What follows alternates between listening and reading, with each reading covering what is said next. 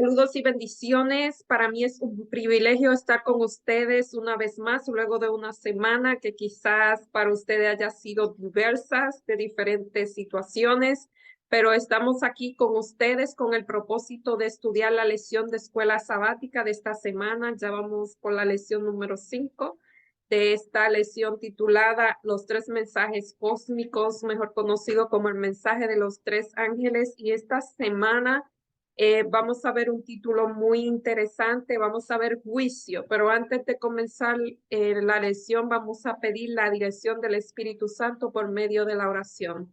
Oremos. Amante Padre que estás en los cielos, santificado sea tu nombre, Señor. Estamos delante de ti, agradecidos por tus múltiples bendiciones, Señor, y por todos los cuidados que nos has prodigado, Señor. En este momento, en forma especial, queremos pedirte la conducción de tu Santo Espíritu para que todo lo que se haga y se diga de aquí sea de acuerdo a tu santa y bendita voluntad.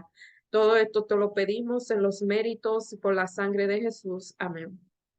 Como dije, estamos estudiando juicio y es interesante porque el título es La buena noticia del juicio. Para muchos de nosotros hemos escuchado por muchos años el juicio como algo aterrador, algo de que preocuparse, pero realmente es una buena noticia y vamos a ver esta semana por qué es una buena noticia. El versículo para memorizar, hemos mencionado este texto varias veces, decía en gran voz, teme a Dios y dale honra, porque la hora de su juicio ha llegado y adoren a aquel que hizo el cielo, la tierra, la mar y todas las fuentes de las aguas. O sea, se nos está dando una razón para adorar a Dios. Y eso es porque Él hizo el cielo, la tierra, la mar y las fuentes de las aguas. Y aquí nos dice que alguna vez fue clara, si la Biblia fue alguna vez clara en esto, es que Dios es un Dios de juicio y que tarde o temprano, de una manera u otra, el juicio que tanto falta aquí ahora va a llegar. Y Dios es el juez de toda la tierra. O sea, va a haber un juicio. La Biblia menciona en varias ocasiones, en varios libros, eh, ilustra un juicio, pero este juicio es un tanto diferente y el juez va a ser el juez de toda la tierra, o sea, Dios. Esto lo encontramos en Génesis 18:25, también en Salmo 58:11, 94:2 y 98:9. O sea, lo aplicará. Y Pablo escribió de manera que cada uno tendrá que dar cuenta a Dios. Y es un pensamiento aterrador si lo vemos de esta manera, que tengamos que dar cuenta a Dios de lo que nosotros hicimos o dejamos de hacer en esta tierra, porque también está el pecado de omisión, porque dice que Dios, esto está en Eclesiastés 12:14, que Dios traerá a juicio todas las obras, sean buenas o sean malas. Y realmente hay muchos malentendidos aquí con eso del juicio, pero bueno, mejor vamos a enfocarnos en lo que dice aquí este escritor y con lo que dice este escritor que está basado en la Biblia, pues quizá todas esas dudas y todos esos malentendidos que podamos tener se puedan despejar. Y dice, sin embargo, en última instancia, el juicio revela la bondad y la gracia de Dios y que es justo y misericordioso en forma de tratar a los salvos hasta los perdidos. Esta semana vamos a explorar los temas más profundos del juicio en relación con el gran conflicto que asola el universo y veremos especialmente lo que sucede en el pueblo de Dios que se enfrenta a un juicio inevitable y venidero. O sea, la idea de juicio es algo que realmente es real, es más, estamos viviendo en este mismo momento, se lleva a cabo lo que se llama el juicio investigador, esto lo vemos en Daniel 7. Aquí se va a mencionar un poquito de esto del juicio investigador, pero va a haber otro juicio, creo que nosotros hablamos de esto en lecciones anteriores y vamos a ver ¿cuál es la importancia? ¿Por qué es importante un juicio? Esto es la parte del domingo, la importancia de la hora del juicio. Y aquí vemos, hemos mencionado aquí que el libro de Daniel y Apocalipsis son complementarios. Es más, cuando Daniel tuvo la visión, se le dijo, sella estos libros, es decir, guárdalo porque todavía no es tiempo. Cuando Juan el revelador recibe la revelación, valga la redundancia, del libro de Juan, se están destapando los sellos, o sea, se está dando entendimiento de lo que se dejó entender en Apocalipsis, perdón, en los libros de Daniel, en los últimos capítulos del libro de Daniel. Entonces es como que lo que pasó en Daniel se entiende en el Apocalipsis, se le da más luz y se entiende en el Apocalipsis. Son libros complementarios. Por eso son libros complementarios. El juicio final del Apocalipsis está el centro mismo del conflicto del carácter de Dios. ¿Y por qué el carácter de Dios está en conflicto?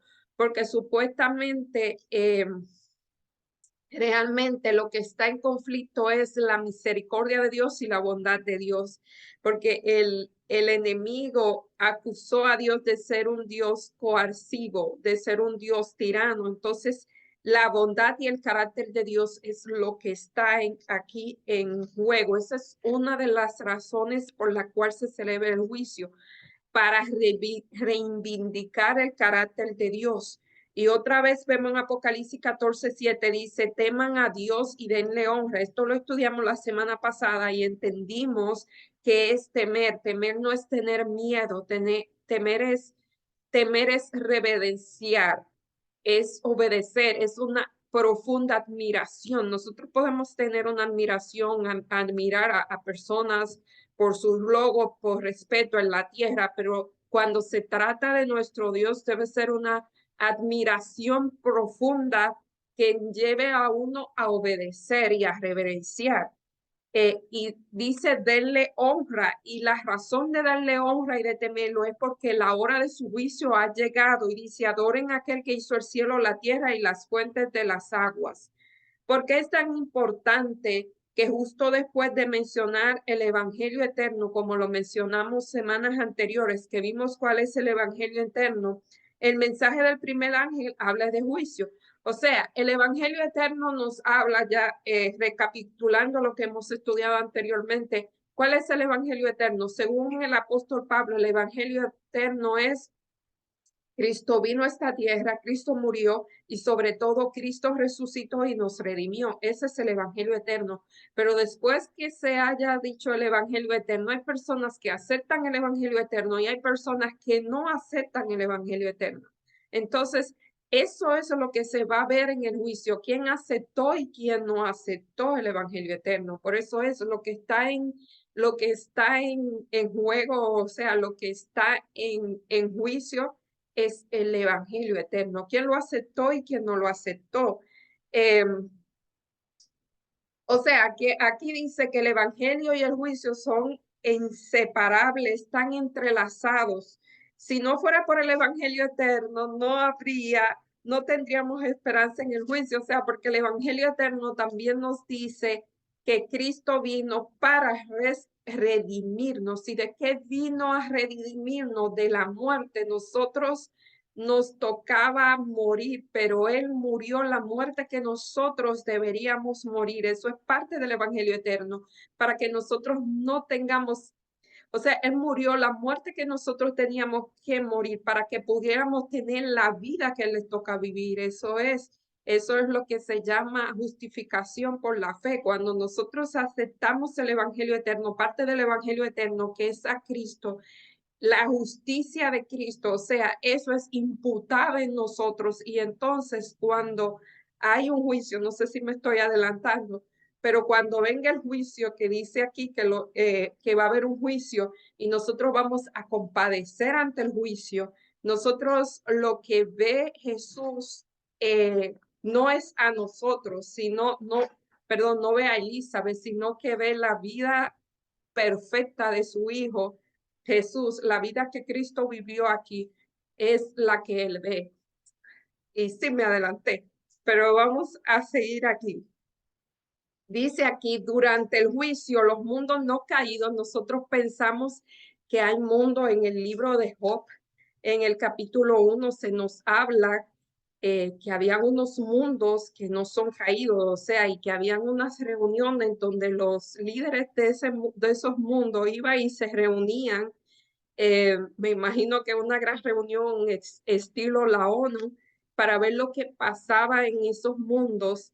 Eh, por eso sabemos que hay mundos caídos o que hay mundos que no han caído, o sea, hay mundos que no fueron engañados por el enemigo y esos mundos nosotros somos, o sea, nosotros somos como un teatro, ellos están mirando lo que nosotros hacemos aquí en la tierra y el comportamiento de nosotros, a quién elegimos, a quién no elegimos, el comportamiento también del enemigo, eso también está en juicio y nos dice durante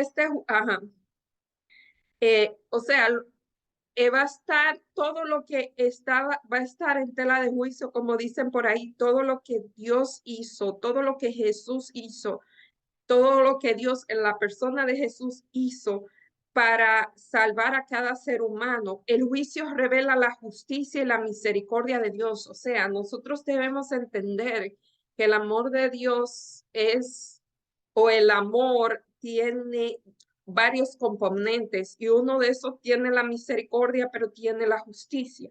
A nosotros nos encanta la misericordia de Dios, pero no nos gusta la misericordia, la justicia.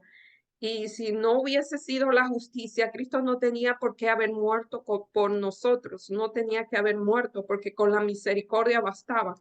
Eh, pero se necesitaba que esa justicia, o sea, que se hiciera justicia y por eso Cristo murió por nosotros. Entonces, el juicio también no solamente está en tela de juicio, el amor de Dios hacia por nosotros, lo que él hizo, lo que él le ha hecho para salvarnos y lo que sigue haciendo, sino, o sea, no solamente el carácter de Dios está en juicio, sino también que el juicio, otro de los propósitos del juicio es que pone fin al tema del pecado. Realmente eso es una de las cosas, dice, y pone fin al gran conflicto entre el bien y el mal.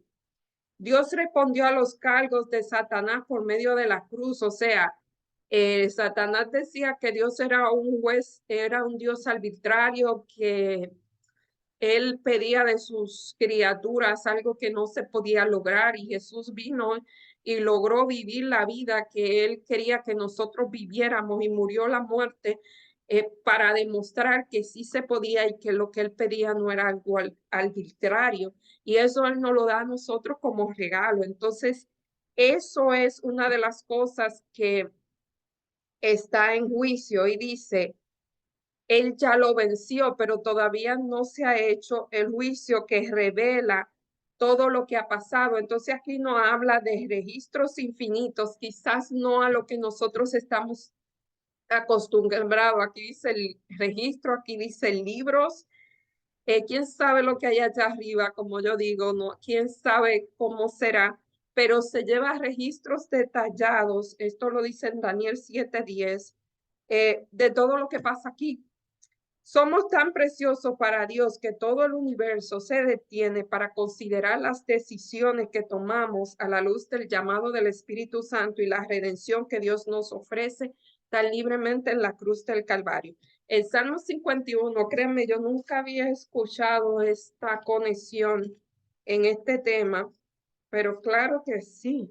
Salmo 51, 1 al 4 nos dice, Salmos 51, 1 al 4, ten piedad de mí. Este salmo yo lo he mencionado varias veces aquí, es el salmo de David, que él pide a Dios, ten piedad de mí, oh Dios, conforme a tu misericordia. O sea, David está apelando a la misericordia de Dios, conforme a la multitud de tus piedades. O sea, está pidiendo misericordia, piedad, borra mis rebeliones.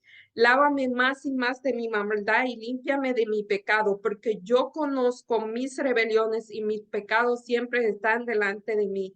Contra ti solo he pecado y hecho lo malo delante de tus ojos para que seas reconocido justo durante tu palabra y teniendo por puro en tu juicio. O sea, David entendía muy bien lo que era eso. O sea, David sabía que él había cometido un pecado y él pide misericordia y pide piedad y pide ser, o sea, él reconoce sus rebeliones. Por eso es muy importante reconocer que nosotros somos pecadores. Esa es parte del proceso de nosotros, de nuestra justificación. Tenemos que pedir a Dios, reconocer que somos pecadores y pedir a Dios misericordia y piedad para que Él borre nuestras rebeliones y para que seamos tenidos por puro en tu juicio. O sea, Él no entendía, él realmente entendía lo que está diciendo a Dios aquí o a Jesús: hazte garante de mí, impútame tu justicia para que yo pueda salir, eh, para que yo pueda salir con bien del juicio. Y aquí dice que por qué un juicio. Eh, Saben que yo leí una frase que tuve que pensarla mucho esta semana, no sé a quién se le atribuyen, pero dice que la misericordia al culpable es injusticia al que ha sido agredido. O sea, por eso es también el juicio. Hay un versículo en Apocalipsis 6:9 al 10 que dice que vi las almas de los que habían sido muertos por causa de la palabra de Dios y por el testimonio de Jesús, que clamaban día y noche para que se le hiciera justicia. O sea, eso también es una de las razones por la que hay un juicio. O sea, Dios es un Dios de amor, pero tiene que hacerle justicia a los que han sido agraviados por llevar el testimonio de Jesús, y eso quizás no lo vamos a ver en esta lección, pero bueno, más adelante hay aquí una parte donde lo dice y voy a hablar un poquito de eso porque eso es muy importante. No podemos olvidar lo que pasó en la historia, porque si olvidamos lo que pasó en la historia, estamos destinados a repetirla. Y en la parte del lunes dice misericordia, la misericordia y el juicio de Dios. Y dice la cruz y el juicio revela que Dios es un Dios justo y misericordioso. Eso, o sea, eso va junto. Eso es parte de su carácter. La transgresión de la ley exige el pecador, exige la muerte del pecador. La justicia declara en Romanos 6:23, porque la paga del pecado es muerte. O sea, cuando uno peca, se hace culpable y el castigo debería ser la muerte. La misericordia responde: el don gratuito de Dios es la vida eterna en Cristo Jesús, Señor nuestro. O sea, porque la paga del pecado es muerte, esa es la condenación, pero la justicia, Dios puso a su Hijo y dice, el don gratuito de Dios es la vida eterna. O sea, ustedes pecaron, todos están destituidos de la gloria de Dios, pero yo di a mi Hijo, o sea, o Dios se dio a sí mismo en la persona de Jesús para que nosotros pudiéramos, para que todo aquel que en él cree no se pierda, mas tenga vida eterna. O sea, hubo un problema, pero Dios se hizo garante en nosotros, Dios dio la solución. En Apocalipsis 20:12 dice, ¿cómo se nos busca? ¿Qué relación tienen nuestras buenas obras con nuestra con obras con nuestra salvación? Y esto es muy interesante y hemos estado hablando mucho de este tema porque muchas veces este tema es muy confuso para algunos de nosotros, principalmente la gente que tiene background, que vienen de la iglesia, no quiero mencionar, pero hay iglesias que o sea, que para salvación, Martín Lutero tuvo un problema con esto, o Martín Lutero fue parte de todas esas estratagemas que es del mismo enemigo de creer que tenía que hacer obra para salvarse. Entonces aquí vemos el, el orden que se supone que siga. En Apocalipsis 20:12 dice, y vi los muertos grandes y pequeños de pie ante Dios, y los libros fueron abiertos, y otro libro que fue abierto, el cual es el libro de la vida y del Cordero. O sea, que hay libros donde están anotadas las cosas que se hacen en esta tierra. Y dice el libro porque en ese tiempo Juan eso fue lo que vio, quizá eso es lo que él podía entender. Vuelvo y digo, no sabemos en qué está escrito todo eso. Las obras revelan nuestras decisiones y nuestra lealtad a Dios. Según Efesios 2:8-9, por la gracia ha sido salvado por la fe. Esto lo hemos mencionado una y otra vez, hemos sido salvos por gracia y por fe. Ante eso no tenemos que hacer absolutamente nada. Bueno, sí tenemos que hacer algo.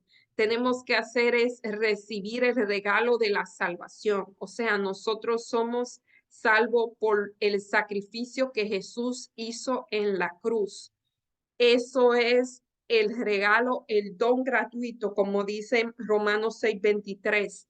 Es el don gratuito, pero nosotros tenemos que recibirlo porque Dios no obliga a nadie a que decidamos o que recibamos la salvación. Él la ofrece de nosotros, de nuestra parte, como Él nos creó seres inteligentes con libre albedrío, con la capacidad de decidir. En nosotros está la decisión de tomar la salvación. Ahora, cuando nosotros tomamos la salvación, nos adueñamos de lo que es la salvación, ocurre algo muy interesante. Aquí sigue diciendo que no nos salvamos por obra para que no nadie se gloríe. Pero cuando Cristo nos salva, Él cambia. Pablo también dice que si nosotros obráramos para salvarnos, se nos contaría como salario. Ya recibiríamos el pago de nuestras obras, pero por eso no es así. Pero aquí me encanta lo que dice esta persona. Cristo nos salva, Él nos cambia. O sea, el acto de salvación no es un acto simplemente mental que tú dices estoy salvo, sino que crea un efecto en la persona y claro, es un proceso y la persona cambia eh, porque somos hechura suya, creado en Dios para buenas obras. Esto dice Efesios 2. Y nuestras buenas obras, y aquí el escritor está utilizando una palabra que está muy de moda, empoderada, pero a diferencia de lo que se dice por ahí, que uno se empodera, uno mismo se empodera, el poder está en uno, aquí el concepto es que el Espíritu Santo nos empodera. Eh, o sea, somos empoderados por el Espíritu Santo, y las obras no nos salvan, sino que testifican de que nuestra fe es auténtica, o sea, es el sello de la autenticidad. Y sabe, a mí me encanta esta palabra de autenticidad. Autenticidad quiere decir que algo es original, que algo eh, que es algo, lo voy a leer, perdón. Consiste en identificar mi yo subjetivo con lo que obviamente soy, sin una separación entre lo que yo soy y lo que yo quisiera hacer. Esto es la persona, cuando una persona es lo que está dentro, está afuera también. Una persona auténtica es una persona real. Yo digo real porque eh, no tiene, o sea, sus obras, aplicándolo al plano de las obras vienen por el poder que Dios le da, o sea, no son obras de mentira, no son obras hechas, sino que son obras que vienen de Dios, o sea, el exterior habla de lo que hay en el interior, no hay esa disparidad. Muchas veces uno hace una cosa, uno es una cosa y hace una cosa totalmente contraria a lo que realmente uno es. Cuando esas dos cosas se unen con el poder del Espíritu Santo, uno es lo que hace y lo que habla, entonces eso es ser auténtico y esa es lo que muestra el sello de la autenticidad. Cuando Dios te salva y tú te sabes salvo, tú vas a obrar en consecuencia. Y obrar no solamente hacer bien a los demás, eso lo incluye obrar también es obedecer, eh, obedecer los mandatos que Dios nos da en la Biblia, eso también es obrar. Y claro, es paulativamente, no va a decir que a la noche a la mañana todo va a ser así, pero realmente hay un cambio paulativo en las personas. Y entonces dice, aquí lo que voy a leer es bastante fuerte, a mí no me gusta utilizar esa palabra, pero lo voy a leer, dice, Eh, las obras testifican de que nuestra fe auténtica es real.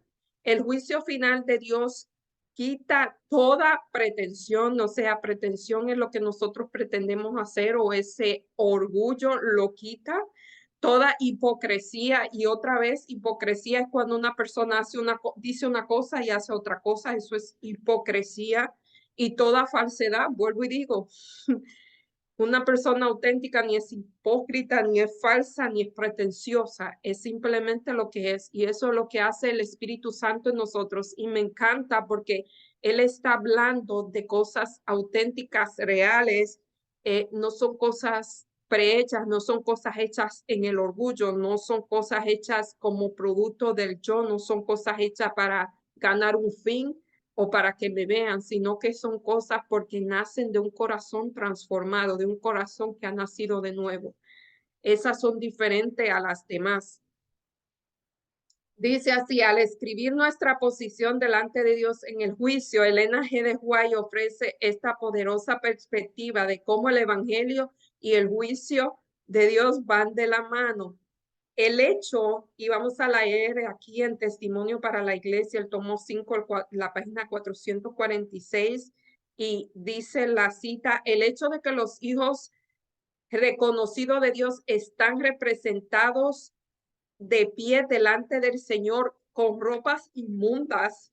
Esto es una imagen que hay que ponerle mucha atención. Esta imagen está también, yo siempre la menciono, esta imagen cuando yo la encontré, a mí me encantan las imágenes de justificación por la fe y hay una imagen en Zacarías 3, pueden leerla sobre el sumo sacerdote Josué y está en combinación con esta cita porque dice que eh, el hecho de que los hijos de Dios están representados de pie delante del Señor con ropas inmundas que representan el pecado o las obras de iniquidad. Deben inducir a todos los que lo profesan su nombre a sentir humildad y a escudriñar profundamente su corazón. Lo que están de veras purificados, lo que de veras están purificando su alma y obedeciendo a la verdad, tendrán una humilde opinión de sí mismo.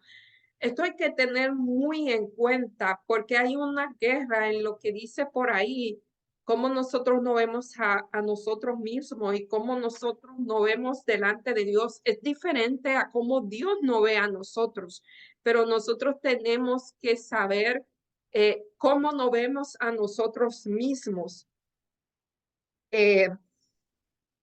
Dice, cuando más cerca, esto es realmente, esto sucede, lo que yo le estoy diciendo, esto sucede. Esto ha sido una experiencia que yo he tenido.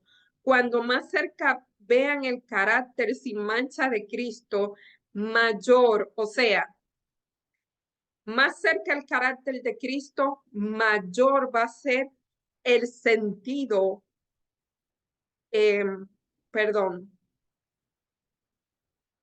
cuando más cerca vea el carácter sin mancha de Cristo, mayor será su deseo de ser transformado a su imagen,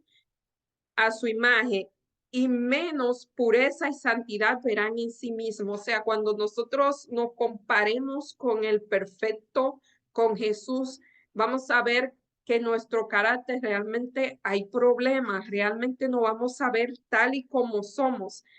Mientras más cercanía haya con Dios, eso es algo que sucede, uno se ve más pecador porque se está comparando con la perfección realmente. Pero aunque debemos comprender nuestra condición pecaminosa, debemos fiar en Cristo como nuestra justicia y nuestra santificación y redención. No podemos contestar las acusaciones de Satanás contra nosotros mismos. Nosotros no le podemos hacer frente a Satanás. Y realmente el hecho de que nosotros no veamos pecadores e imperfectos no es para que nosotros salgamos corriendo, sino es para que nosotros vayamos corriendo a donde Jesús, sabiendo que es la única, nuestra única fuente de salvación. O sea, Cuando Dios nos hace sentir pecadores o el Espíritu Santo nos constriñe de pecado, es para que nosotros vayamos a buscar la solución a Dios, no es para que nos alejemos de Él. Y no podemos contestar la acusación de Dios, del Satanás, porque realmente él es más inteligente y tiene más años que nosotros. Solo Cristo puede presentar una intercesión eficaz en nuestro favor.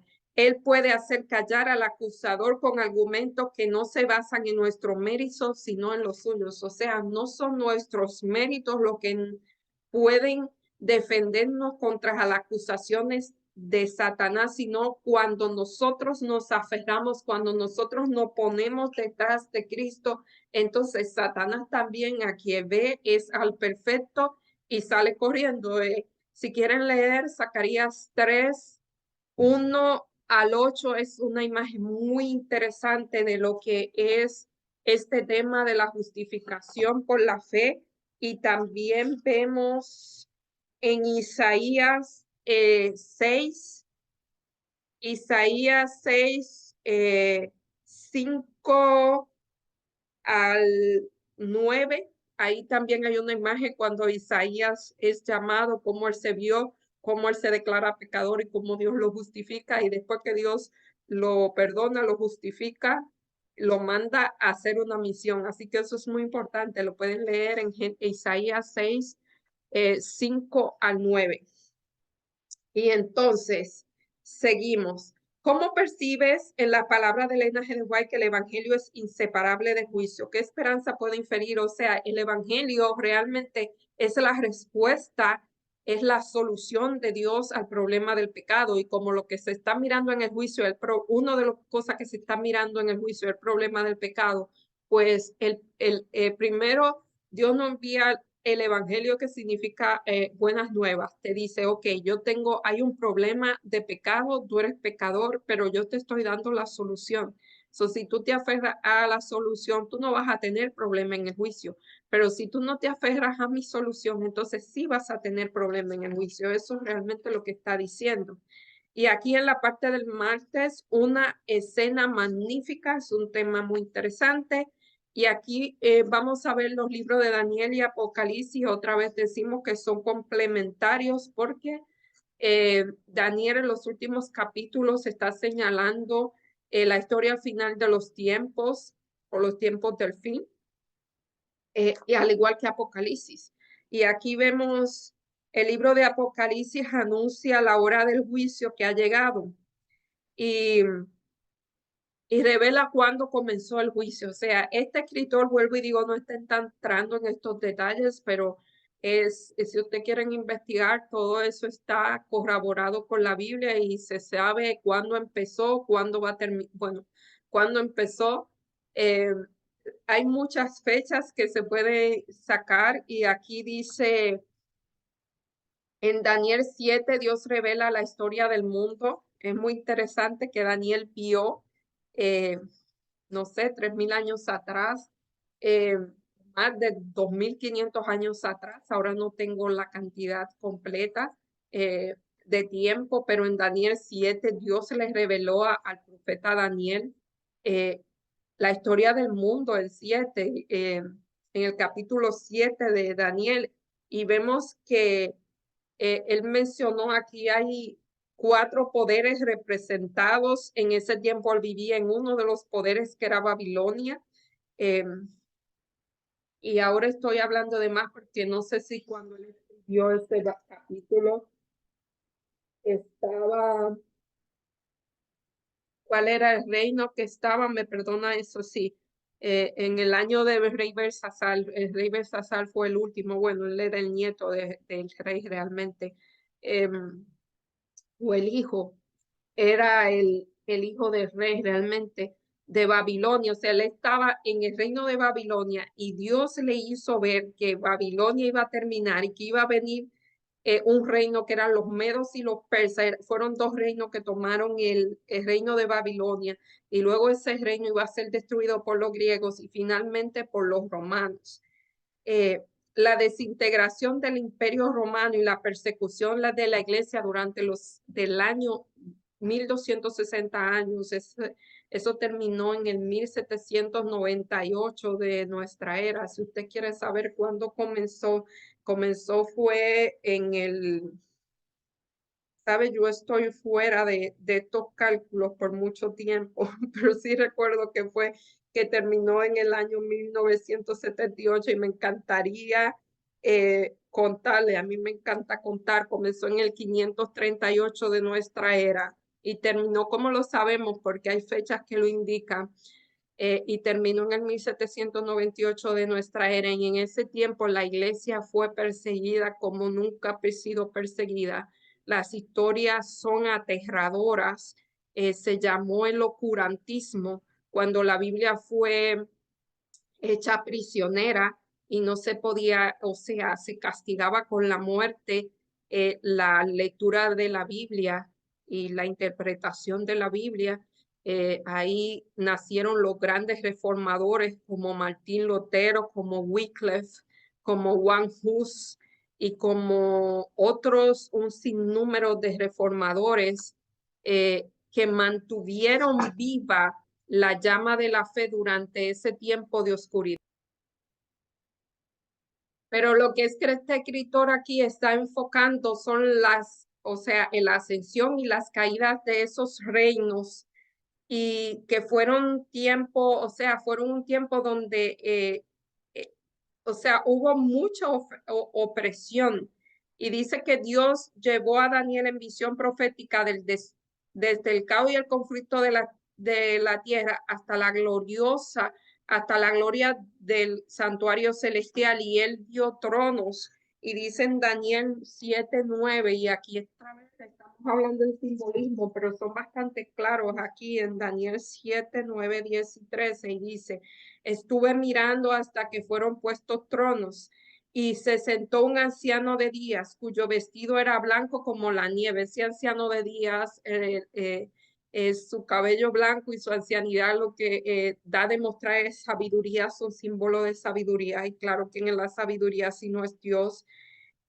Y su trono como llama de fuego y la rueda del mismo fuego ardiente, todo esto es símbolo, y un río de fuego procedía y salía delante de él, y millares le servían, y millones delante de él, y el juez se sentó y los libros fueron abiertos. O sea, el juez es Dios y hay libros.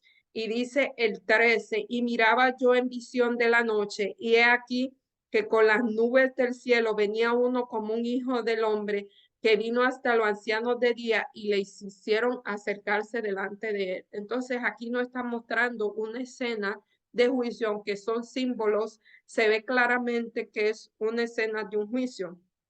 Y aquí dice: el destino de toda la humanidad se decide en el tribunal celestial, el derecho prevalece, la verdad triunfa, la justicia reina. Eso son buenas noticias. Por eso dice que buenas noticias del juicio.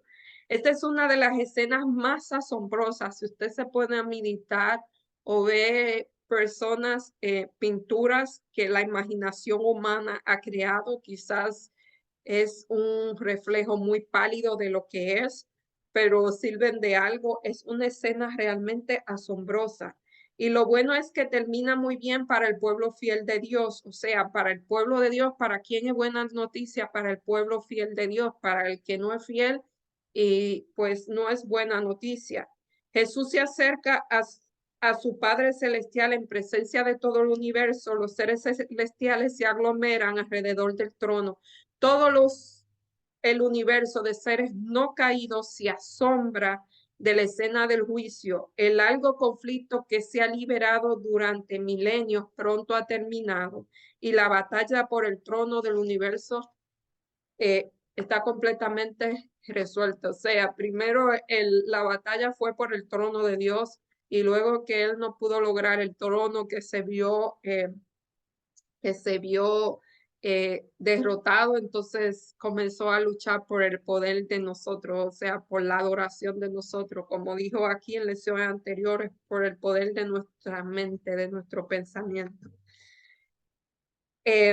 Y aquí nos habla en la parte del miércoles un vistazo al cielo, y vemos en Apocalipsis 4, Juan contempla una puerta abierta y recibe esta invitación. Sube acá y te mostraré lo que hace suceder atrás, aquí. Esto es en Juan 4:1. Esto ustedes lo pueden leer en su casa porque perdón, en Apocalipsis. Apocalipsis 4:1. Perdón.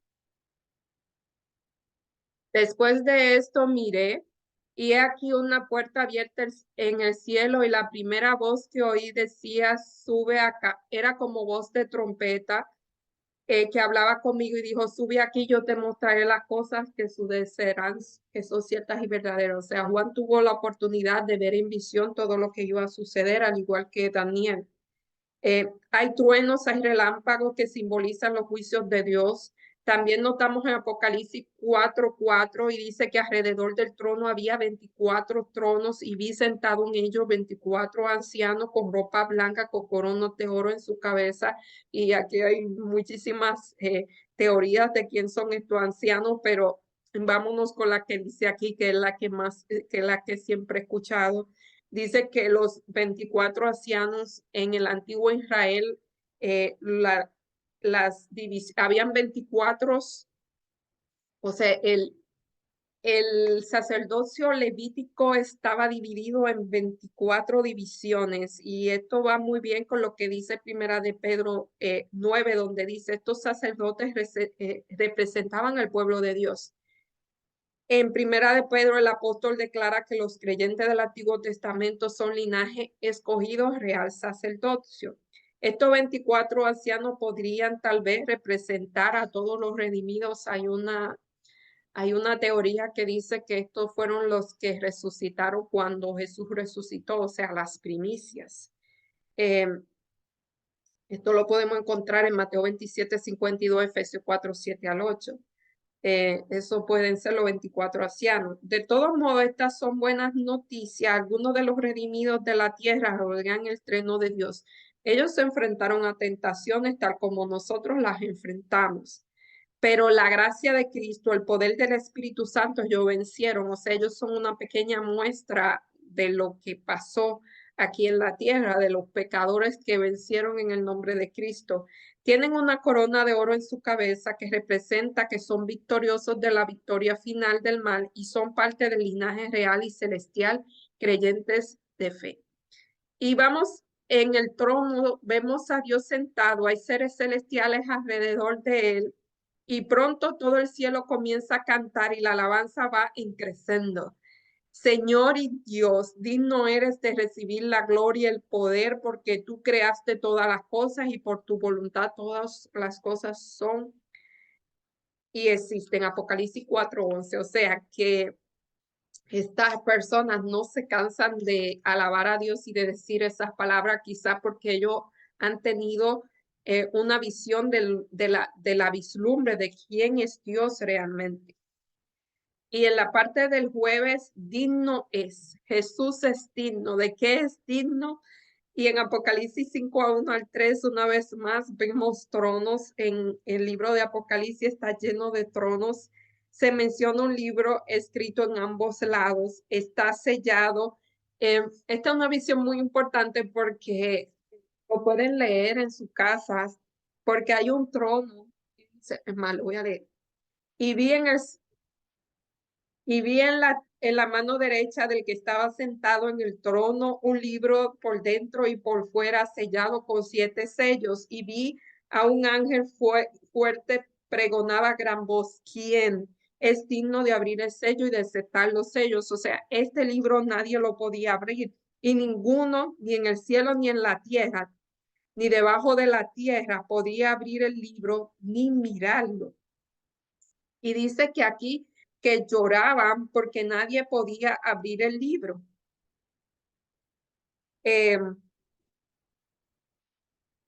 Y uno de los ancianos me dijo, no llores, he aquí que el león de la tribu de Israel, esto es una de los simbolismos que tiene Jesús, el león de la tribu de Judá, la raíz de David ha vencido para abrir el libro y desatar sus 7 sellos. O sea que solamente Jesús era digno de abrir y de ver lo que estaba escrito en ese librito. Son simbolismos otra vez.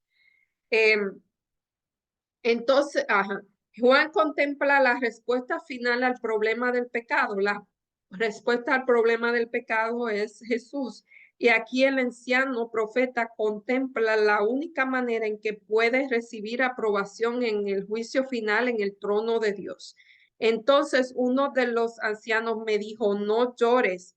El león de la tribu de Judá, la raíz de David, ha vencido para abrir el libro. Entonces vi de pie a un cordero que como si hubiese sido inmolado. O sea, ustedes ven aquí, esto es muy interesante porque primero uno de los ancianos le dice al que está llorando, estos son simbolismos, vuelvo y digo, dice que simboliza a Jesús como un león. Y entonces, un poquito más abajo, se lo simboliza como un cordero que fue inmolado. ¿Cómo inmolado? O sea, que en un párrafo tan pequeño hay dos simbolismos de animales o que serían muy opuestos entre sí. El león, yo escuché hace unos días que el león no es el animal más grande de la selva. El más grande de la selva es realmente el elefante. No es el más rápido. El más rápido me parece que es el chita. No es el más inteligente. Yo no estoy diciendo, esto es un simbolismo, yo no estoy diciendo que, o sea, como yo mencioné aquí, cuando uno toma un símbolo, se refiere a una cosa. O sea, son una característica que se tiene, no son todas. Lo que quiero decir que ahí decía que el león es rey de la selva porque no tiene miedo, porque él va y persigue al elefante y aunque el más grande, lo hace su alimento. O sea, esa fiereza del león es quizás la fiereza con que se representa a Cristo, porque el león es el rey de la selva, por eso es el rey de la selva, porque no tiene miedo. Mientras tanto, el cordero, vemos el cordero como un animal indefenso, como un animal totalmente pasivo, como un animal que hay que cuidarlo. Y esa pasividad fue la que Jesús utilizó cuando fue o sea, al final de su vida cuando iba a ser crucificado. Eso es lo que se refiere. En uno es un rey, en otra parte de su vida realmente es un cordero. En Apocalipsis 5:8 al 12 nos dice, y cuando hubo tomado el libro, los 4 seres vivientes y los 24 ancianos se postraron delante de él. Todos tenían arpas y copas llenas de incienso, que son las oraciones de los santos. Estos son simbolismo otra vez, y cantaban un nuevo cántico diciendo, digno es de tomar el libro y de abrir sus sellos, porque tú fuiste inmolado y tu sangre nos has redimido de todo linaje y lengua y pueblo. O sea, por aquí sabemos que los 24 ancianos son humanos, porque Dios solamente, eh, o sea, los únicos que recibían, que necesitaban recibir la redención o la salvación es la raza humana. Y estos 24 ancianos dice que cantaban un canto diciendo, digno es de tomar y partir los sellos, porque tú fuiste inmolado y con tu sangre se incluye, no has redimido a toda linaje, a toda lengua y a todo pueblo. Y dice, y no has hecho para nuestro Dios reyes y sacerdotes, y reinaremos sobre la tierra.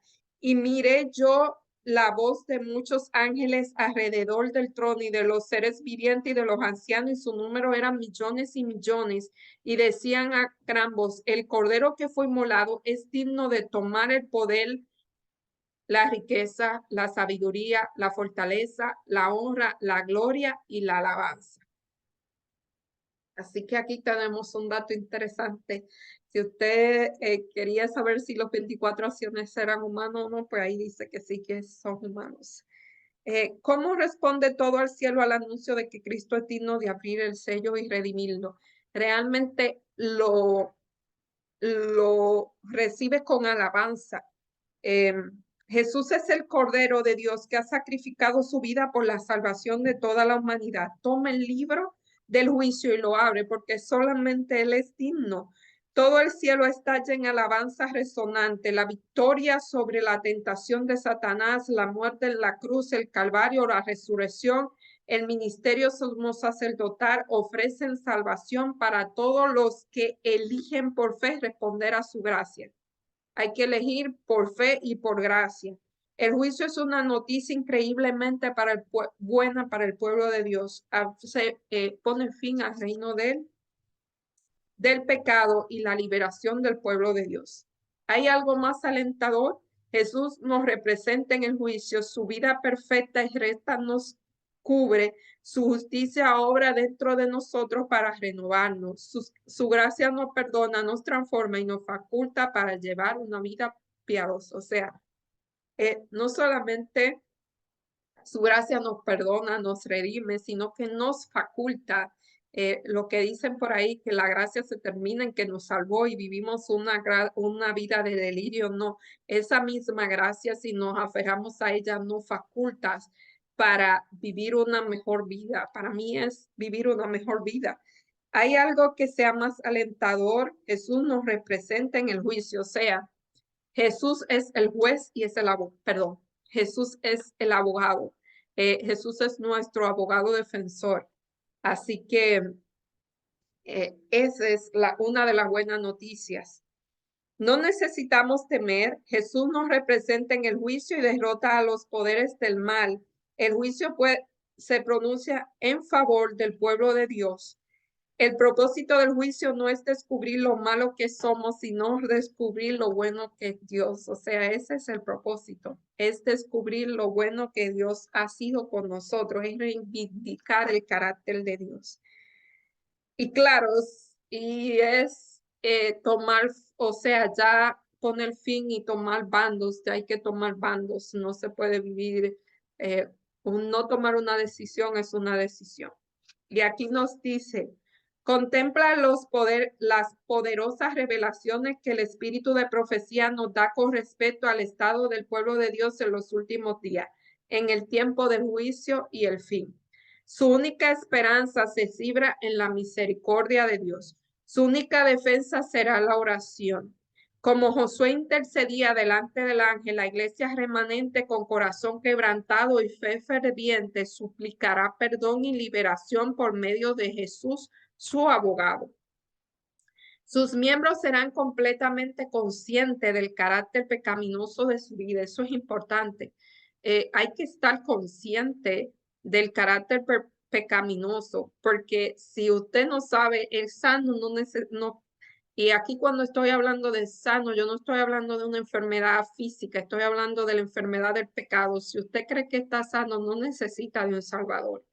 Su ministerio serán completamente conscientes del carácter pecaminoso de su vida, verán su debilidad e indignidad, y mientras se miren a sí mismos estarán por desesperar. El tentador estará listo para acusarlo, como Cristo como Cristo estaba listo para resistir a Josué. Perdón, el tentador está listo para acusarlo como estaba listo para resistir a Josué. Estamos hablando ahí de la versión que le di en Zacarías 3. Presenta su debilidad, insensatez, su pecado, ingratitud, cuán poco semejante a Cristo son. Lo cual ha deshonrado a su Redentor. Hay un dicho que dice que, o sea,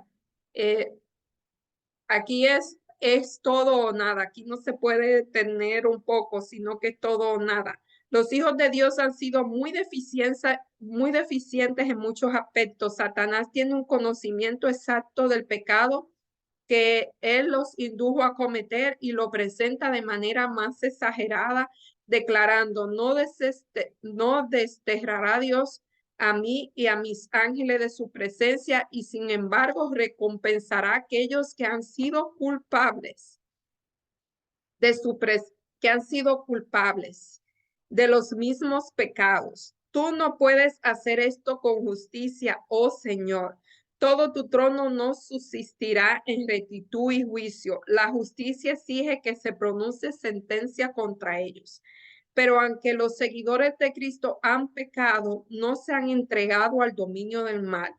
Han puesto a un lado sus pecados, han buscado al Señor con humildad y contrición, y el abogado divino intercede en su favor. El que ha sido el más ultrajado por su ingratitud, el que conoce sus pecados y también su arrepentimiento, declara: Jehová te reprenda, oh Satanás. Yo di mi vida por estas almas, están esculpidas en las palmas de mis manos.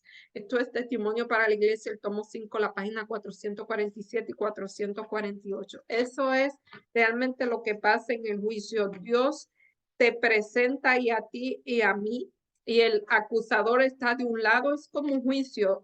Dios es el juez, Dios Padre es el juez, y de un lado está Satanás acusando, y del otro lado está nuestro abogado, que es Jesús, defendiéndonos. Y Satanás pues va a querer mostrar todo lo que uno ha, las cosas que uno ha cometido, o sea, va a mostrar nuestra naturaleza pecaminosa. Pero Jesús, si quieren ver esto, esta idea del juicio, Zacarías 3, Isaías 6, bueno, Zacarías 3 lo menciona más bien. Entonces, Satanás está para acusarlo y decirle: mira, él falló en esta y en otra ocasión. Pero ¿qué hace Jesús? Le dice: no, mira, él me pidió perdón y se escondió detrás de mí. Y Satanás también lo que ve es todo lo bueno que hizo Jesús, que si nosotros aceptamos eso por fe.